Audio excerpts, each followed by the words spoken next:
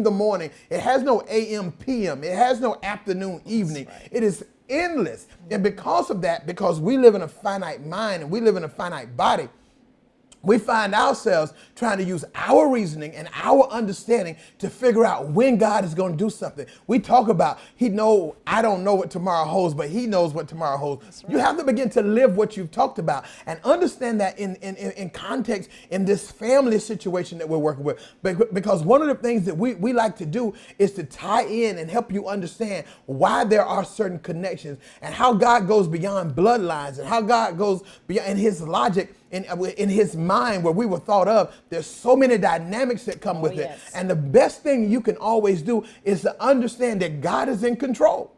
And when you release yourself to recognize that God is in control, then you have to understand that it's going to be a battle for you to keep that mindset, for you to maintain that focus that God is in control. I cannot decide that I'm going to take over his will and I'm going to rush myself into so many mistakes that happen in my life because I believe God wanted me to do this, God wanted me to do that. When God's word is spoken prophetically, the word or whatever, it's going to come to pass. He says it will accomplish its intent and it will not return unto me void. If that is the case, then timing becomes critical, that we understand that it is a battle. That in the midst of God's plan, he puts things in there. He puts things in there that don't seem to align with what he promised. When he starts talking to Abraham, Abraham is a young man, and Abraham has a lot going. It was Abram, actually. He has a lot going on, and he's married. He has Lot with him. He's come. His father has moved out. He's in a place where he's in the prime of his life, for lack of a better term. And God says, "I'm going to give you a son, and it's going to come from Sarah." Now that starts to not make some sense. We're going to talk about that in a second. I'm going to give you a son, and that son, you're going to have generation after generation, because that's how God talks. He talks about things that are beyond you, because you are here, but you are here to transition to the next place in him, and that's what it's about. And so sometimes it's challenging. It's very challenging, and that's where we want to be this morning. It's very challenging to understand that I got to wait on God, that I got to sit in the place. And so many things happen in the midst of it that sometimes we come to the place of why me? Why is certain things? Because here you are, you're telling me that this is the will of God, but it doesn't look like it. And that's where Lady Marie and I are going to begin to share, because we want you to see that Abram and Abraham and Sarah and Sarah, they had some things they had to go through and deal with, even with what God had said. He had an encounter with God. God had spoken to him. It was clear, and it was an exciting word. You know, it's an invigorating word. It's a word to make you want to run out and run around the church and all of that. But what God didn't say is on what time is this going to happen? And that's the battle we deal with. And so one of the first things we want to deal with this morning is the why means that come with it. The why me. Why me, Sarah? You have to understand, when you are operating in purpose does not come without a process. Yes. And Sarah is a part of the scenario that we're talking about this morning. God didn't only share the promise and his promise with Abraham, but he shared it with Sarah later. And he came to her and he said that you are going to bear a son, Abraham's son. Well, of course, if I was Sarah and just getting in her mindset, I would think, okay, I know, and I'm young, and I understand, and I know, and I'm trying to understand God and how you work. But you made me a certain way, so I'm just really trying to embrace this and grasp this. And I am not where I can have children. So I'm asking, okay, you say I'm have a child because you're God. I'm going to respect that you said that, and I'm embracing this. But I'm thinking, me and my husband, we've gone in and we've gone out, and we've enjoyed life together and trying to bring life, but I understand how I'm built. And when I understand that, I say, now, Lord, now you put a challenge before me. You really do. First, you go and talk to my husband. Teach. Now, then that becomes even more of a challenge, because you shared a promise with him that's supposed to come through me. And then later you share it with me. So now we're both anticipating something that you've given us. And we respect you in the place because you are God and you're God of all. And we're understanding that. Now, I'm not only looking for something that seems to be totally impossible based on how we know children come. But now my husband is looking and anticipating. So every time he goes into me, I'm thinking, okay, maybe it'll happen this time. Maybe God is going to do something that we've never witnessed or heard or seen before. And we both go in anticipating and expecting, and just all of our adrenaline is flowing. And every time we come out, nothing happens. So then I ask, okay, God, what is this? Am I your trip piece? Are you picking on me? I'm looking around, women from the left and from the right are having children. And this is an honor during this time for you to have children, and especially a male child, because he can carry on the heritage and he can carry on the legacy of the family. And I'm going in, I'm seeing more children all around me. Even my handmaids are having children, and I'm still going in, and my husband and I are going into the bedroom, and I'm not coming out with any results. Pregnancy test after pregnancy test, looking and hoping and waiting. You know how you are, and I have, as a saint, have asked, why me, God? Why is this happening to me? This is embarrassing. And then it's disappointing. And then I'm starting to feel myself and say, I'm in this low self-esteem state. Maybe I need to do something. Maybe I need to dress up a little more, because I am aging now. And everything ain't where it was when me and Abram got together. And I'm still feeling, okay, maybe, God is, I'm not sure how his timing is working, but I'm really not feeling this. So as I look around and children are being born left and right, and then I'm looking, as you have only outside of Sarah, when you look outside of Sarah, you're going after a job, maybe something you have within yourself that you feel like you're striving for. I'm doing all the right things. I'm trying to go through the right interviews, do the right schooling, all the things that I need to do, I'm doing, but I still don't see no results. What am I going to do? What am I going to do? And I'm just going to continue to believe God that this is going to happen. But it's not easy. It's not easy when God gives you a promise and you're doing everything you can to keep your faith and to keep your head up and to stand your ground and pray and believe God, and you don't see it. It's hard. It is frustrating when God gives you a promise, but it's even more frustrating when somebody else is looking for that promise alongside of you. That's very embarrassing, and you're in a place where you try everything you can to fight in your faith and keep your head up and not be disappointed and not be low and not feel like, oh my God, I don't know if God is going to do this. So you got to fight. And you got to understand that it's a season. And those are the things that happen. See, here's how we're going about this. Sarai is in a season. While Sarai is feeling that, at the same time, Abram is feeling here. Here, you told me that I'm going to have a son. I've married this beautiful woman. We can get into that at a different time. Everything seems to be going, and it looks like it could happen. But we both have an understanding. Sarah has one, and Abram has one. What is that understanding?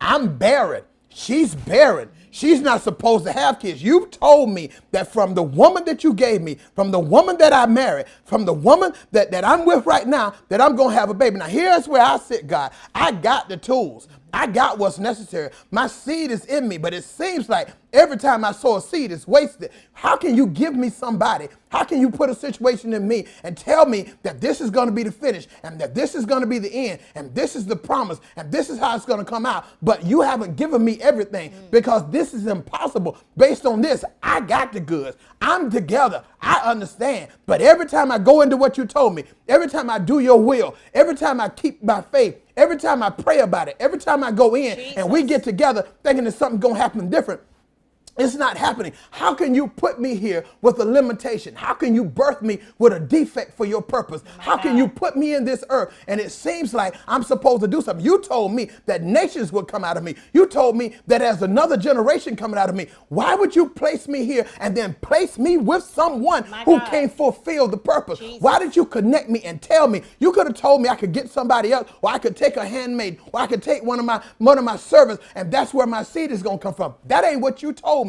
You told me that you got the goods, that you have the seed that is living on the inside of you, and you're going to sow it. And when you sow it, you're going to sow it in dry ground. And dry ground, how is dry ground going to bring me something? How is this place going to be prosperous for me? Why did you place me here? Why did you place me on that stage? Why me, God? Why am I on stage? I'm supposed to bring the next generation. I'm supposed to be the one. And here I am. Every time we connect, no results. Have you ever been in a situation that everything you do, everything you try, seems like it may go right for a while? Mind you, let me back up a little bit. I'm young and she's young at the time. So this is not a new adventure. In my early age, I can see this happening. And here in my early age, when it looks like it should happen, you put me with a piece. You put me with somebody else. Yes. You put me with some ground, with a garden, with a ground that can't receive my seed. I keep sowing, but I'm not reaping. I keep giving, but I'm not getting anything in return. Why me? Why would you put that responsibility on me? Here's why, because purpose is in you. And this is the biggest thing you got to understand about God, that when God births purpose, he births purpose so that it can come out without your assistance. Because if you are able to do it, if you are equipped and you are intelligent and you have all the resources, then you'll say, I did it. But God will birth you, place you in this earth realm, bring him as a part of your initial foundation of him speaking to you. He will birth you with a defect for his purpose, because purpose always contains a problem. And so both Abram and Sarai are saying, why me? Have you ever said to God, come on, let's stop tripping. Have you ever said to God, why me? Yes. Why this husband? Why these kids? Why this situation? Why am I sitting here? And that's what God begins to show. And that's what he began to show us, that it really was never about us. Sarah, look, when my parents named me, Sarah, they named it. What do they name? They named Sarah. It says, Sarah. You just here. Well, let me just talk about Abram. I'll let her do Sarah. Abram, okay, you said, I'm a father. I'm going to be a father in my family. That's what they named me. That's what they call me. But God doesn't always call you what they call you. I just want you to think about it for a second. God calls you something, and they call you what they see. They call you parents. You have to understand, one of the things we did with our children is, it wasn't trying to be deep, but I knew that our children were miracles, because God said that they were not supposed to happen.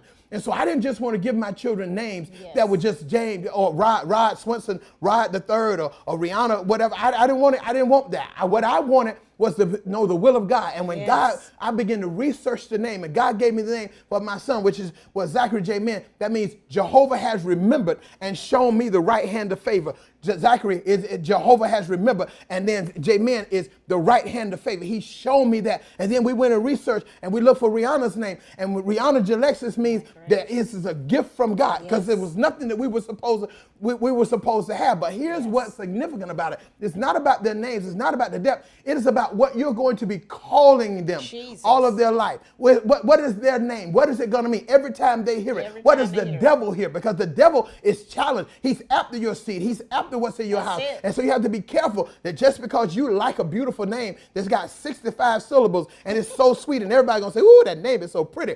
What are you calling them? What is their name? Now, you can't change it. I understand. But this is the things that people have to begin to understand, that the power of life and death sits in your tongue. And so when you name something that God has given you, name it, and name it with purpose, and name it with solidarity, and name it with a reason. And that's a big deal. And so I don't want to get too fast. Sarah, her name means my princess. My princess of one family. I'm in my corridor, in my little, like we think, right in my little space. Yes. But God began to transition her from phase 1. That's how God works. We go from phase 1 to phase 2 to Sarah. I got to kick the walls down and let you see your purpose and see where I'm taking you and where you're going. You're bigger than what's in the four walls of your house. You're bigger than what's in your mind, your finite mind, that I just want my little house and my little husband and children and and my little dog outside and we're good. No, you are born for purpose. You're born to a nation. You have a nation that you have to birth out. So God had to change her name, let her begin to adopt his mind and call her Sarah. Sarah, because she is the princess of multitudes. You're not just in your box. It's not just me and mine and that's all. It's other people that need what you're going through right now. You are believing God for something that you thought, you know how we are, when we get a promise or we get a prophecy and we hear God, finally we got his attention and he called my name. And when he called my name, he gave me something that I've been hoping for, that I've been believing for. So tomorrow I'm going to be looking for this thing to happen. And then if it don't happen tomorrow, I know God going to give me some time. He going to give me some time. So the next day I'm looking for, definitely by next week. And then another prophet or a word comes and says, in 30 days, look for God to do this. And you look for it in 30 30 days and it doesn't happen, God does not change his mind. You have to remember, if God spoke and said, first of all, a child will come from me, my dry ground, a bearing place, a place where God said nothing should grow, then I learned I'm not only supposed to have one child, but I'm supposed to birth a nation. Multitudes are coming. I'm doing everything I can to believe God for the first promise. And then he comes back to me, because God comes back to both Abram and Sarah to remind them of what he said the first time. You know, God has to do that for us, because we'll get off track. We'll just get all caught up in our own situation, and after a while we start believing, our faith start fading away. But God comes back and say, I mean what I said, and I said what I mean, and my promise will come forth. But you have to believe, and you have to do that. So as God begins to kick those walls out and let you see it from his perspective, you got to believe God and hold on to your faith and believe that the will of God will come forth in your life. And so then you have to begin to understand that purpose then is revealed in levels and degrees. We don't want to just do this and you start to get caught up in the emotion of where we are. We're going to bring all of that, but we also want to make sure you understand that purpose is revealed in levels and degrees. How do you know? He starts with them, Sarah, Abram. He says, you're limited. You're here. I place you here. You're from the person you're supposed to come from. Your mom and your daddy, the gene pools have been put together properly. Everything is in place. You're born like I want you. The Bible says that Sarah was a beautiful woman. So she came from beautiful things. And I'm going to show you something about that. Let me take a side, an aside. I'll show you Wednesday night. That's all right. She came from a beautiful place. So then the genes of those who put her together were meant to be put together. You're here on purpose. The people who are your mother, your father, you're meant to be a part of them. Abram, they named them what they could see, because people name you on the limited basis that they see, that you're a good singer, that you're a good worker, that you're pretty, that you're fine, or you're this or you're that. People call you and name you based on that. But God's purpose is bigger than what you see. God's purpose is bigger than what people see. And because of that, he has another level, another season. There's a season. You see this time moving right now. The reason we have this time moving is that we understand in the middle of it, something happens. When it looks like everything should be right, God will turn it upside down, and time seems like it starts over. It doesn't start when we thought it was going to start. So now, while I'm Sarai, you tell me I'm going to be Sarah. Jesus. While I'm Abraham, you tell me I'm going to be, while I'm Abram, you tell me I'm going to be Abraham. And in order for that to be the case, so she's a princess of multitudes. First, she's just supposed to be my princess in my house, my wife, my woman, what we do, our home, our family. And so we're all together. We lovey-dovey. And first, I'm just supposed to be Abram.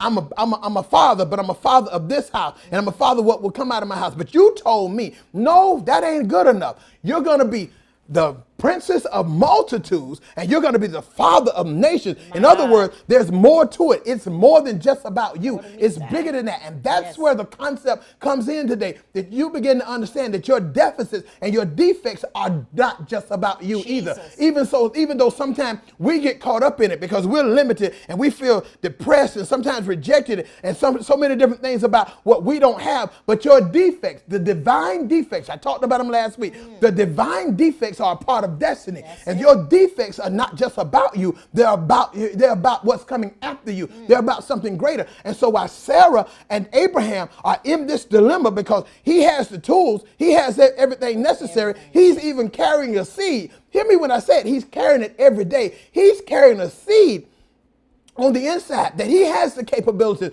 but his union, his power of agreement, the person with him seems to be a deficit, because you put me with something that even though we praying together and we fasting together and we believe it, she ain't got the capability. You know how God puts you with people, and you, instead of you being attracted to what you like, you're kind of attracted to what you don't like. How are you attracted to what you don't like? Because all of us try to change our spouses into us. I know I do it all the time because I like what God put together and I like how I think. But God gave me somebody that don't think like I think. And then sometimes that becomes an issue because we think, I need you to do it like this. I need you to think like this. I need you to be like this. I need my children to work like this. But that ain't how God built it. So then why did God allow us two unlike individuals with two issues that what's good for me don't work for you? My good is your bad and your bad is my good. All of those situations, why would he do that? Because it's a part of the purpose. And that is revealed on levels. So I take you now from Sarai to Sarah. I take you from being One, then now I'm going to bless you above your understanding. Now you're Sarah. That means multitudes will come out of you. I take you from being Abram, who is a single, father, and he's just hoping to make his house work, and show you that you're bigger than what you think, that your scope is bigger, that your plan is bigger, that your purpose is bigger. Now you have multitudes coming out of you. And so your defects and the things that you go through have to be very well understood, that this is not about you. That's this whole concept. This is not about you. It is hard for us egotistical, idolatrous kind of people to think that God puts us here to be doorsteps to somebody else's place, to somebody else's purpose. Yeah, somebody's going to have to walk on you to be lifted up. Somebody's going to have to step on the steps that you built with your sweat and your tears and your hurts and your pain to get higher. Your kids, your next level is coming out of that. And that's where God puts us. And so purpose then is revealed in levels. Now here's the next thing, and Lady Maria is going to take us. How do you handle it when the promise or the purpose includes the problem? Because purpose often includes the problem. And Sarah sat in a place where she had issues, and she talked about it. I think it's, bring that scripture up. Sarah is one that she's Sarah now. Sarah said unto Abraham, behold now, the Lord hath restrained me from bearing. I pray thee, go in unto my maid, and it may be that I obtain children by her. And Abram hearkened to the voice of Sarai. When the promise doesn't come when you think it should come, we start to go back, and we've done this many, many times. Let me rethink this. Let me see what God meant. Let me help God. And that's what Sarah did. She thought, okay, God said I'm going to have a son. I'm going to have Abraham's son. Maybe he meant for me to have it this way. And then she talks about how the Lord restrained her. Now she's begin to trying to think, okay, I was born like this. God held something back from me. But it wasn't me. It was the Lord did this to me. He stopped the process. And at the same time, he's asking me to process something that he held up. He withheld it. He limited me. He put me in a place of embarrassment and different things that I'm going through in my whole mental capacity and now through my physical body. God held me back. Why did God hold me back? I got all the tools to make this thing happen, but it doesn't work. Yes. I fast and everything, and it still doesn't work. I prayed about it. Nothing changed. Me and my husband touched and agreed about it. Nothing changed. God made a promise, but I didn't see anything change. But I wanted it to. It didn't change. I tried everything I knew. How many of you prayed and you fasted and you believed God and you did and you went to all kind of schools of God and just tried to understand what is my strategy? Maybe I'm doing this wrong. Maybe I'm not praying his word right. Maybe I'm not putting my promise up before God right. Maybe I need a prayer partner. Maybe I need to do this. I'm doing everything I know to do. What do you do when you do everything that you feel like God has told you to do and you still don't see a change? You still don't see the promise. You still don't see what God had given you, and you know you heard from God. This time, every now and then we'll be in a place where sure, if God said that, maybe I need to get confirmation from my pastor or another man of God or another woman of God. But God said this to you. He didn't only say it to you, but he said it to your husband. And we touched and agreed on this thing. And he keeps saying it to us, reminding us of what his promise is. And I've done everything, and I don't know what to do. And I'm born like this. When I begin to transition my mind and begin to think like God, and I understand how God made me, I'm trying to understand, God, you made me like this. You held up the promise, and then you come back to me after you allowed me to be born like this and said, the promise is going to come through you. What do you do? What do you do? What do you do when the promise you think, the promise you have, that you ready for the promise, but the promise ain't showing up? What do you do when you're ready, but the promise is not there? It's simple. One word. You wait. You wait. One of the greatest issues we have, one of our greatest failures, is we try to help God. We are impatient. The greatest battle you have with your purpose is time. God, you got to bring this thing to pass. God, I've been training for this all of my life. God, you said this would be the case. I didn't get this from a prophet. You met me in prayer. You spoke it to me. And here I am waiting. And now my body, everything has changed. Time just keep on ticking. And all my limitations are coming before my eyes. I'm looking in the mirror and there are wrinkles everywhere. I've got feelings in my body, but I ain't got feelings no more in certain places in my body. And besides all of that, my woman getting old. Abram, my woman's getting old. I'm getting old. I'm past the time of doing this. What? How in the world is this going to happen? I'm frustrated now. I'm asking. I'm not saying it. I'm just going through my life every day saying, Lord, when is it going to change? Jesus. How long, Lord? Are you a real God? Did you tell me the truth? Really? Is it supposed to come through? Did I miss something?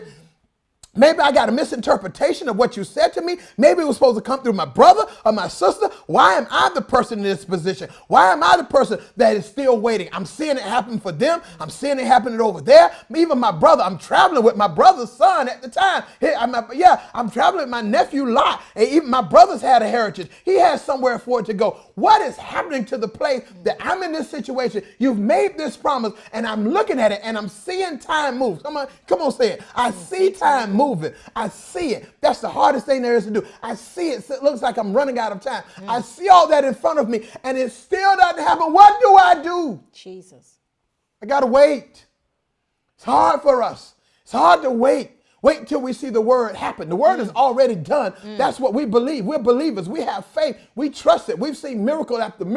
And so the word is already done. God is not making it up on the fly. He's not coming down here to do it. It's already done. But the hardest thing there is to do is to wait. And when he pauses us in the middle of a transition and it keeps looking like our life is going upside down, old time is coming back to new time and new time is going to old time, we still see the same thing. It looks like my past is coming to get me. I'm frustrated. I'm fatigued. I want to do your will. Jesus. I'm sitting here, but it ain't happening. I'm still in the middle of this crisis, in the middle of these stages.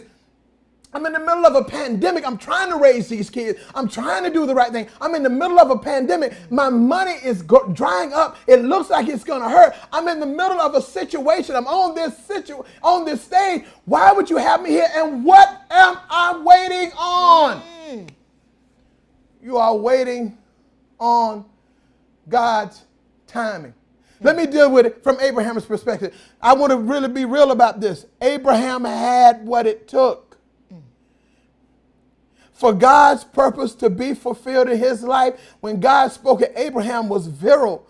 Abraham was able to produce seed. The seed comes from the man. He had what was necessary. He just kept planting the seed in dry ground and there was no fruit. What do you do when you keep planting the seed in dry ground and you can't see no fruit? I keep working. I keep sowing. I keep giving. I keep being loving. I keep my spirit right. I keep trying to maintain my focus and I still don't see a response. I keep doing the right thing over and over. I'm in discipline. I'm in purpose. They said, pay your tithes, give your offering, be faithful, fast, come to church, Jesus. Be nice to your co-workers, submit to your husband and your wife. They said, I'm living everything. What do I do when I got the tools and I'm doing everything right? My seed keeps falling on dry ground. Why, Lord, do you allow me to waste my seed? Every time I do it, it seems like it's wasted. Shoot, I'm a good husband. I do everything I know how to do. I work. I pray. I provide. I spend time with my kids. I spend time with my family, but it ain't working. It doesn't seem like it's coming through. I'm being faithful over a few things. You told me you'd make me rule over many, but when is many coming? You told me if I would just use a little bit and still be consistent and still be faithful, why am I seeming to give out more than you giving back, God? That's where he's sitting, because purpose is revealed in levels, in degrees. It's difficult sometimes to see that when you're in the middle of nothing, you're in the middle of his will. Lord, help me do that. When you're in the middle of nothing, you're in the middle of his will. When nothing is happening, it is the will of God on this stage at this moment that nothing be happening, because what he's doing is reducing you to the nothing you'll have to be to become something. He's reducing you to the nothing you have to be, till you no longer have what's necessary. Now you're past age. Now you're past your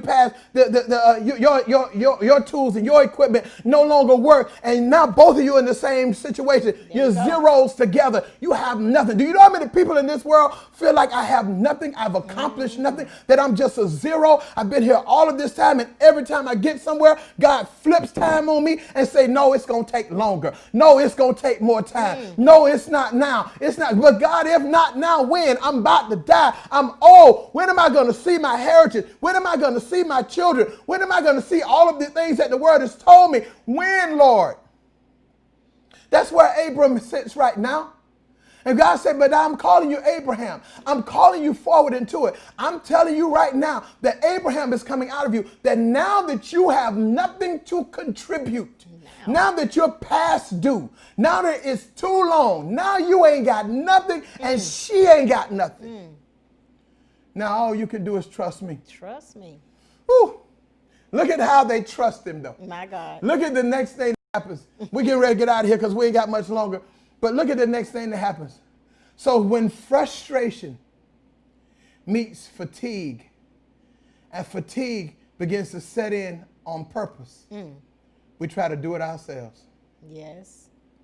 When frustration meets fatigue, watch this scenario. If I'm Abraham, check this out. I've been faithful. I've been doing it right. I've been taking care of the family. I've been loving one woman. I've been waiting and trusting God. I've been providing. And really, I'm doing the right thing. And then my woman, the woman you gave me, says to me, since the Lord have held me back, maybe that ain't what he meant. Go into my maid, because maybe that's God's way. My God. Go make a mistake. What do you do when a mistake is included in the plan? Process. Yes. Woo! How many people will say there's no way? But I need you to understand the will of God. The will of God is not about perfection.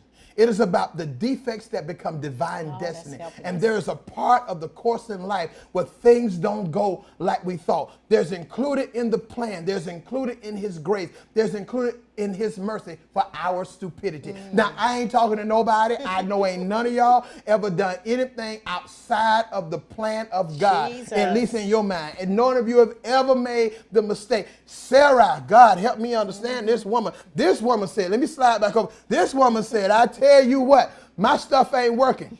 Go find you something, because I don't want you to waste another seed. Oh, Lord.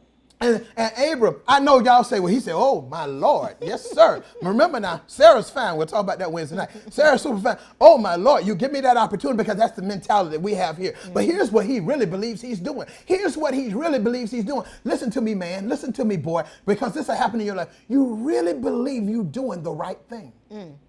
You really believe you're following the instructions because you're trying to help God. One of the worst things you can ever do is help God, let God help you. The Bible says, having obtained help from the Lord, you continue. He goes in with the intent of fulfilling God's will. Sometimes in the middle of our movements, in the middle of our lives, I'm going to let you talk, but I'm good right now. Hey, in the middle of believing that we're doing what he said, there's a mishap that comes back. Anybody on this stream, on YouTube, on Facebook, in this virtual world, ever been praising God, believing God, faithful, doing all the things you know to do right, and here comes one situation that flips you and trips you? Oh, Jesus. And here's what's so hard for Abram. Can I minister to this for a second? She sends him to another woman. Be careful where you push your man. Be careful where you push your woman. That's right. She sends him to another woman. And one of the toughest things for a man to deal with happens. His heart is split. Because he loves his wife, and he wants to be with his wife, and he's trying to fulfill purpose. And he's made a mistake, and now he's a baby daddy. It's a baby daddy. But let me take this further. Abram was pushed to baby's daddy. But here's the deal. But his heart now is torn. You'll see it later in the scripture, but that's a big deal. And so here's where we end up finding ourselves. The real story. That I was born. Yes. Limited on purpose. You were born limited on purpose. That there are nations that are going to be birthed out of you that will be born limited on purpose. That won't have everything. And in the middle of the greatest push of your life, God is requiring something of you that you no longer have of yourself. Abram is now 100 years old. His body is not responsive. He's just like Sarah now. The Lord have restrained him. Yeah. Be careful to understand that somebody else's plight might become your plight. Yours. He said, she said, the Lord have restrained me, and now Abram is restrained. He can no longer do it naturally. He no longer has the push, the drive. He ain't even wanting to do it. He ain't even got a desire anymore. He's beyond the desire for God's will to be in his life. He can't even muster up enthusiasm about it. And then God says, now what you did with Hagar was something you did. And Ishmael comes from it. And I'm not going to disregard him because it came as a part of the walk of the purpose of God in your life. Did you hear what I said?